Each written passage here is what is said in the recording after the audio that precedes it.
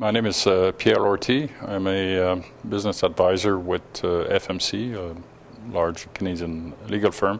Well, I'm in Calgary today to introduce and present the main arguments put forward in a paper that addresses the challenges, the policy challenges concerning the proposal to establish a National Securities Commission in Canada.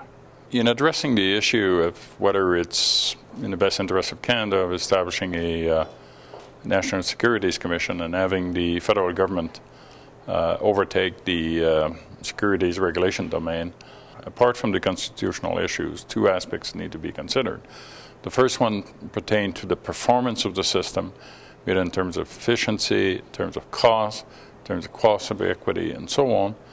And there the evidence is to the effect that the Canadian systems perform as well or better than other common law countries in terms of securities regulation. As a matter of fact, better on most criteria than the UK, Australia, and in some respects the US.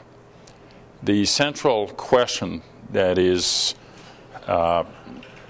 raised by the federal initiative is that whether a centralized system is better than the multi-jurisdictional system that we have today in Canada. And basically here the issue is, or the main argument is, between the advantages of having uniformity in regulation across the country, or to have a system that is very highly harmonized but that recognizes some of the differences, be it in industry or whatever, that we find across the country. So the whole paper addresses those issues and gives examples as to where those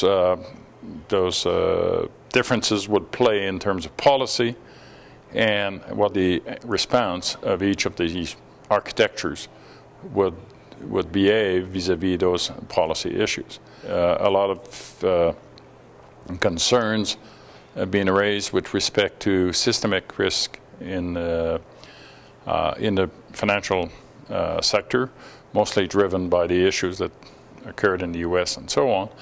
And here basically what we show and we need to recognize is that those elements that carry a large potential systemic risk for the country are already, either through an administrative arrangement or through the effect of law, under the control of the federal regulatory agencies, and therefore the argument that you need to change the whole system for that is not very compelling. The fundamental issue is that in many parts of this country, the development of the economy depends to a large extent on the ability of smaller firms to have access to capital. And particularly in the resource regions, oil and gas exploration, mining exploration, and so on, there's no loans or bank financing available. It's really venture capital, and access to public markets is a key and necessary source of financing. So in essence, the issue is to make sure that the regulations are established the right trade-off between investor protection and basically access to the public markets. At the end of the day, the whole issue here is really one of economic growth in the different regions and the ability of smaller firms in those different regions to access the capital that they need to grow.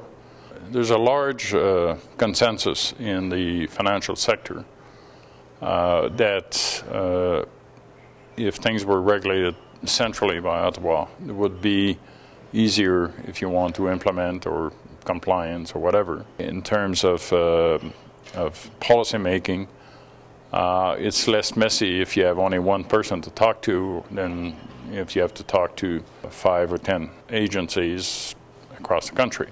What the paper argues is that the costs of doing that to the Canadian economy are far greater than the small inconveniences that they can have, and that if through the amortization process and so on, the majority of those costs can be totally eliminated or substantially reduced. My name is Pierre Lortie, and this is the School of Public Policy.